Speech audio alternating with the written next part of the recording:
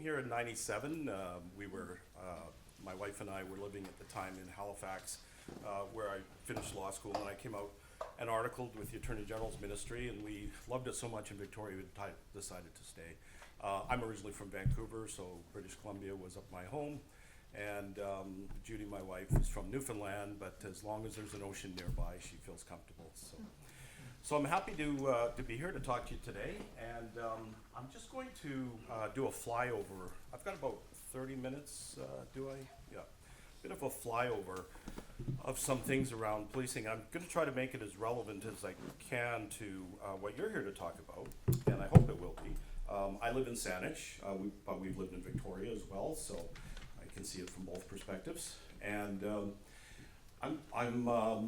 I'm going to try to give you sort of a sense of the regulatory structure in British Columbia. I'm not really going to speak as the police complaint commissioner because, you know, that's the most popular position I ever had. So we're going to talk about something a little more interesting. I'll just give you a flyover of the overall expenditures for policing, the numbers, how it works, a little bit of an understanding of the role of the RCMP versus municipal police services, and a little talk about the oversight and regulation. I retired in February. I'll let you do that.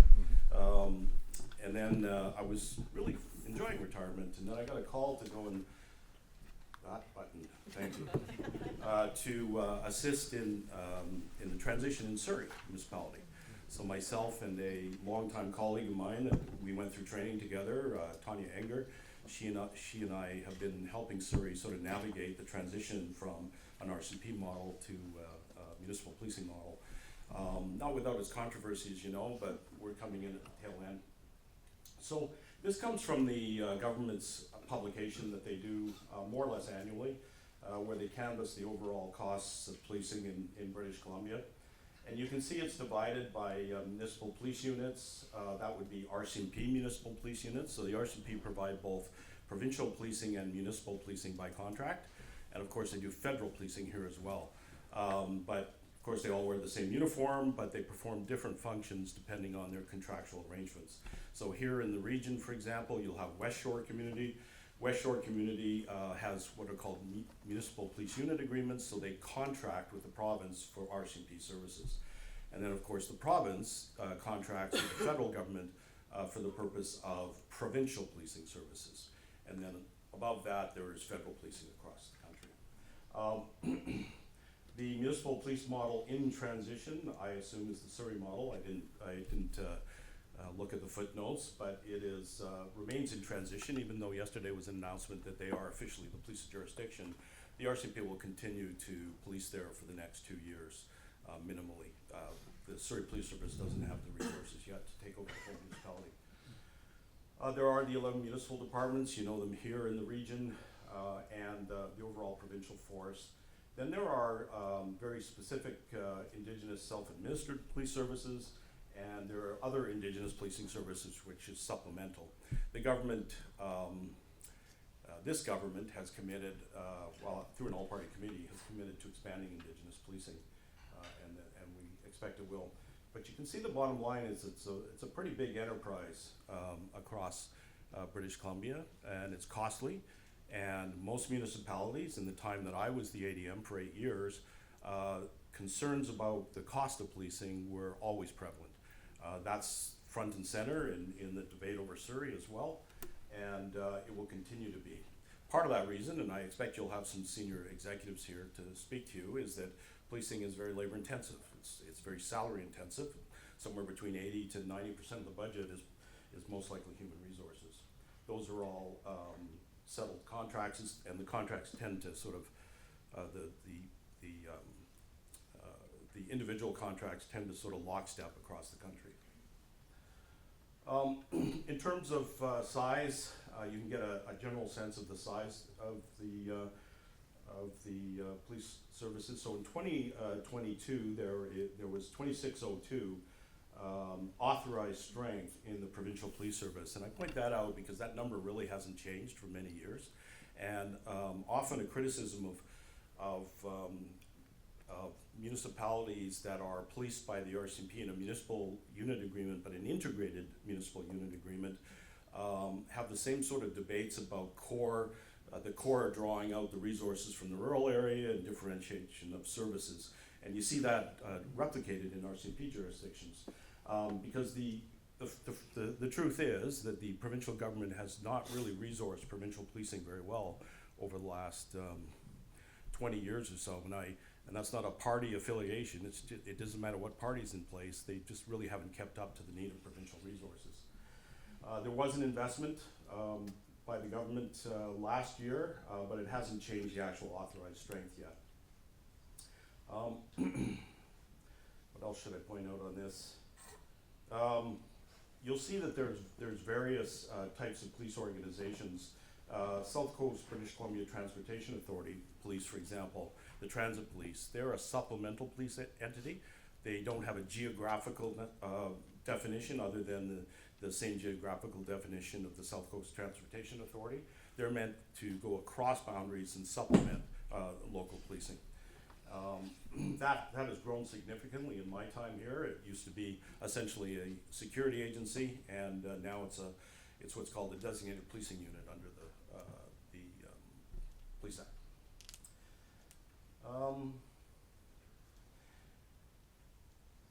This federal service, you'll see the numbers really haven't significantly changed over the years. In fact, there was a bit of a dip in 2020. That became quite contentious when Dr. Perry Kendall announced the opioid crisis emergency in 2017, I believe, or 2016. I sat with him on an opioid response, government response. This was under the previous government, the Liberal government. And one of our big pitches to the federal government was to increase the size of the federal policing presence to help interdict fentanyl and those sorts of very dangerous and poisonous drugs. We were unsuccessful. This also became an issue in the money laundering inquiry more recently about the level of, or perhaps the perceived lack of commitment of the federal government to what is higher order money laundering type policing. I gave evidence at that inquiry, and it was an interesting experience to see 8 years worth of paper in front of you and try to explain what you did. So I don't know how successful I was. So the RCMP operate, as I said, under two agreements with Canada, a municipal policing agreement and a provincial policing agreement, and then there's a subcontracting to local municipalities. And as of yesterday, Surrey, for example, their municipal police unit agreement was canceled. They no longer have a relationship directly with the RCMP. Notwithstanding, the RCMP are going to continue to police in that jurisdiction. Oversight and regulation. The policing in British Columbia has evolved less from a perspective of rationality and more from a perspective of reaction to events, and sometimes tragic events. Many people will be aware of the various inquiries that have occurred. Mr. Opal conducted 2 inquiries, one in, I think it was 94, 96, and then the 2012 inquiries into the tragedy of the missing Indigenous and murdered women and girls in the downtown. There's also been the Frank Paul inquiry, which looked at the death of Mr. Frank Paul, and the tragic death of Mr. Frank Paul as a result of how he was interacted with by the Vancouver police, and of course the money laundering inquiry, as I referred to. And as a result, much of the regulatory structure and the oversight structure in British Columbia has evolved in response to some of those inquiries. Mr. Opal recommended the creation of the Office of Police Complaint Commissioner, which I was appointed to for 5 years. That's an independent office of the legislature. The only independent office of the legislature in the province or in the country doing that type of work. And then the creation of the Independent Investigations Office. That was a result of the Frank Paul inquiry and the recommendation that the police shouldn't be investigating their own serious incidents and deaths in custody, serious shootings, those types of things. When I went to government in 2011, that was one of my first tasks, to meet with Mr. Braidwood and help shepherd that legislation through. And the Police Complaint Commissioner's Office and the Independent Office are both provincial entities, but the Independent Investigation Office is a de facto police entity, so it has jurisdiction over the RCMP by virtue of the constitutional division of powers. The Office of the Police Complaint Commissioner only has oversight over municipally appointed police officers, so you'll see that there's the Civilian Review Commission federally. Now that's always a bone of contention. Mr. Opal, in his report in 2012, recommended that they be brought together. For constitutional reasons, it's difficult to do because RCMP officers are appointed federally. And then there are other, what you might not think about as oversight agencies, but the Coroner's Service, for example, are mandated to do inquests into any death in custody by the police, so a death in a cell or a death as a result of some police interaction. Now, they're not a blame-finding organization, of course. They are there to find the truth about what happened and make recommendations. Within the Police Act are a number of things that I think are important and germane to your discussion on integration or amalgamation. It has to do with the regulatory structure, and it has to do with governance. And I heard a little bit of that discussion when I came in around governance and accountability on governance. And I can tell you that notwithstanding that recently the Police Act was amended to improve some of those governance entities, that the challenge with policing in British Columbia continues to be a bit of a push and pull on the question of governance and accountability. I don't think that's necessarily unique to British Columbia, but it is in fact a continued challenge, and for a number of reasons. So the boards that oversee municipal police agencies are creatures of statute. They're created by statute. They are essentially part-time, although they do now have representation from municipal council. They have one municipal councillor and one appointed by municipalities. Their job is to provide general direction to the department. They are a policy board, essentially. They are not there to sort of tell the chief how to do the policing, but they can give the chief overall directions. The independence from municipal councils is believed to be an important factor of police boards in this province. I think in Ontario, you'll find that there's a little bit more representation from municipal councillors on their boards than there is in British Columbia. All of the appointees, with the exception of the municipal councillors, are made by Lieutenant Governor and Council, so they're provincial appointees. They are supposed to be nonpartisan, but as you know, sometimes appointees are made for with a certain political lens. That can create some challenges at times. Their job is to initially, of course, to establish a municipal police department. So in Surrey, for example, because of the controversy, there's an administrator that was appointed, and there isn't a full board at this point, but the full board will be, one hopes soon, reappointed. And the purpose of the board then will be to continue the establishment of that police service. They are, in fact, the employer, and they are also the body responsible for the financial oversight of the budget. They must set the policies. As I said, they're a policy board. And they also act in a limited way with respect to complaints from the public about various things. And up until recently, they had a role in what are referred to as conduct complaints, but they don't anymore, notwithstanding being the employer. So I put this slide in there. I took this slide out of the presentation I did to the Surrey Council because, as you can imagine, they're going with from an entity with no police board, no relationship with this arm's length board, to creating a relationship with an arm's length board. And so rather than a contractual arrangement, they're going to a statute-based arrangement. So that takes a little bit of understanding. And I think anybody who's lived in this area knows that occasionally issues around funding for policing bubbles up between councils and police boards. Some disputes bubble up on occasion, and those matters are not, well, they're not conducive to good relationships, but they do represent some of the tension between an independent entity like the police board and council, who have the responsibility and were elected by the public to be accountable for tax dollars.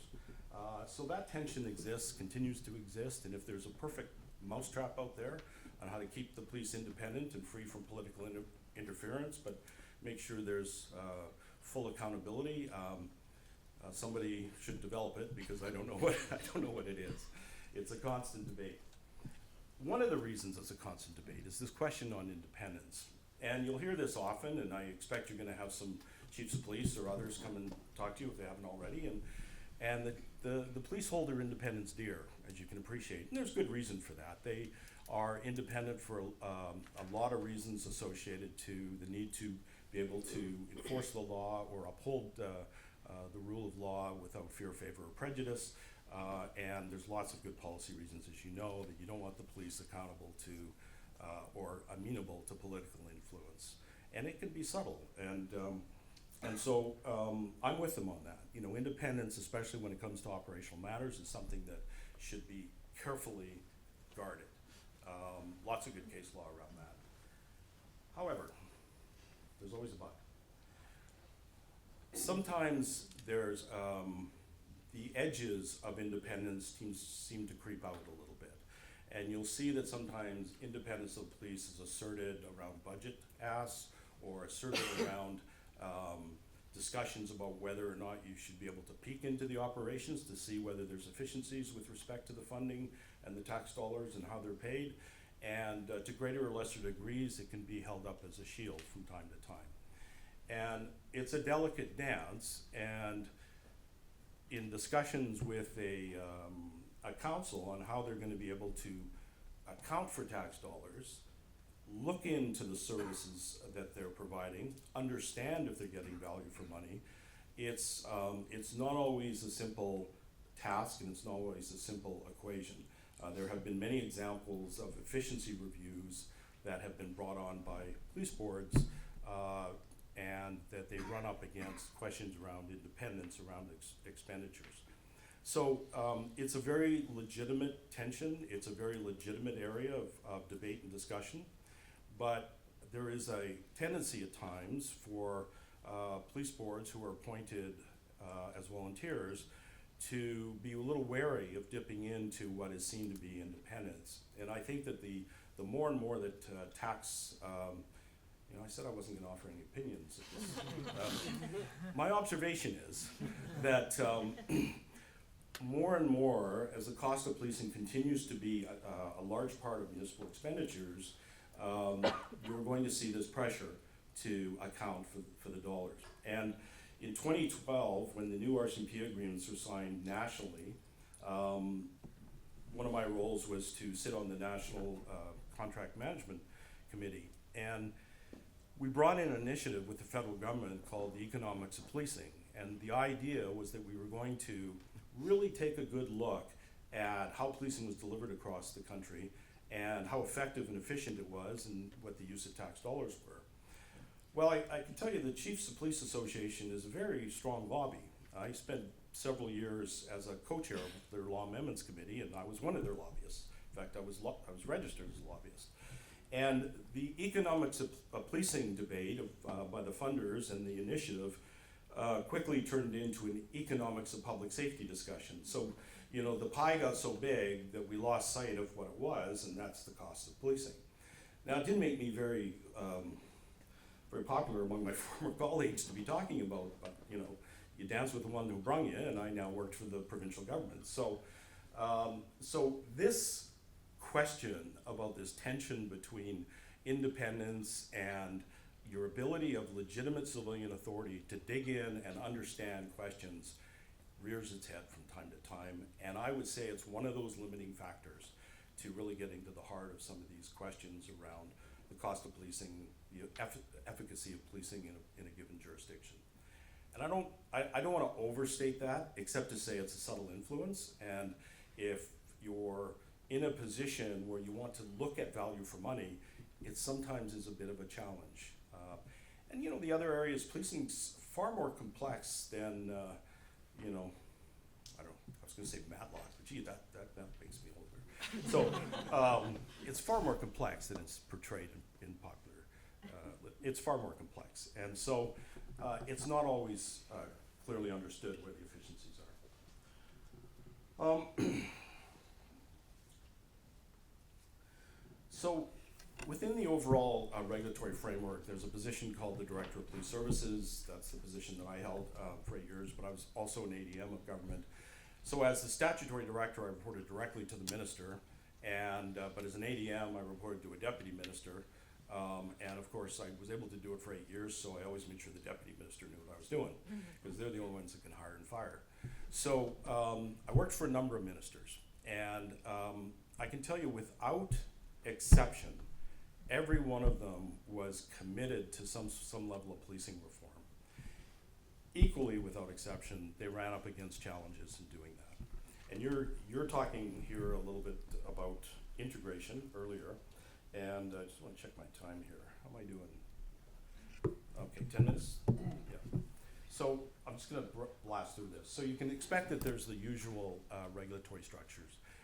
There's the ability to create regulations, just like any other industry, and then as a result of these inquiries that I referred to, there's now the ability to create binding policing standards, and those are created by ministerial order, which is a lot easier to do.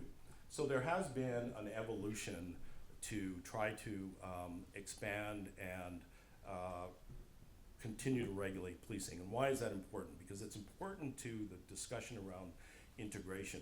So for example, in my time, when I took the job in 2011, we were just bringing in regulations on conducted energy weapons, commonly referred to as the taser, as a result of the Giganski inquiry. Highly complex, regulated use of those weapons. Then we, as a result of the 2012 Opal inquiry, there was a number of recommendations on further standards. One standard, for example, was called a major crime standard.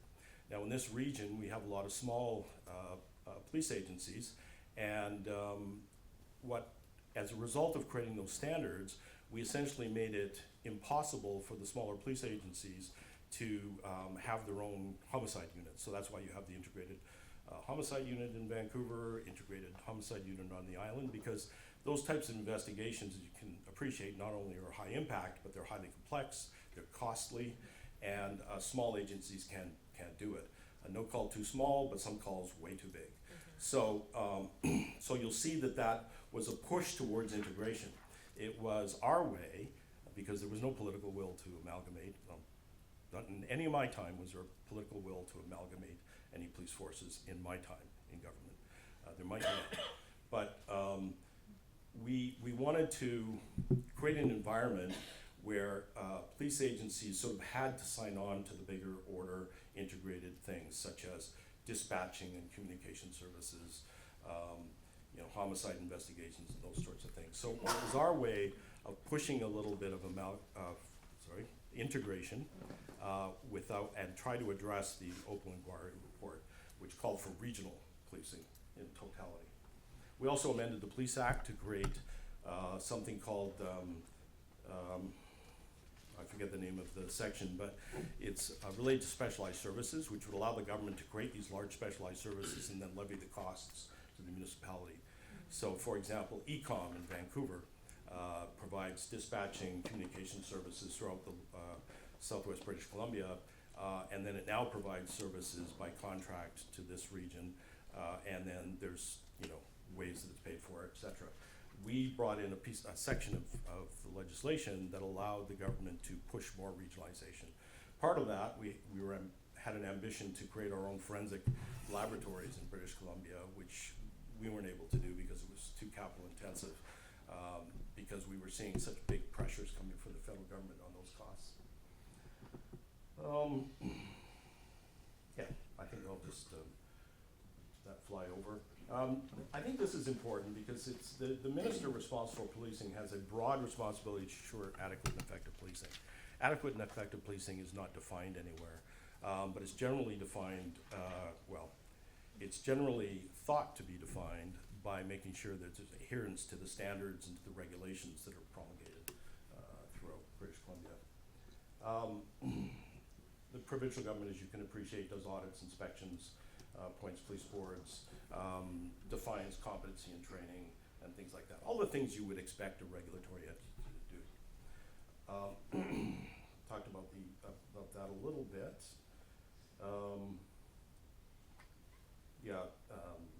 This is probably enough. Okay, major drivers for change. This is an area that, if I refer to what I spoke about at the beginning, the evolution of policing has not been sort of by design or by intent, it's been by reaction.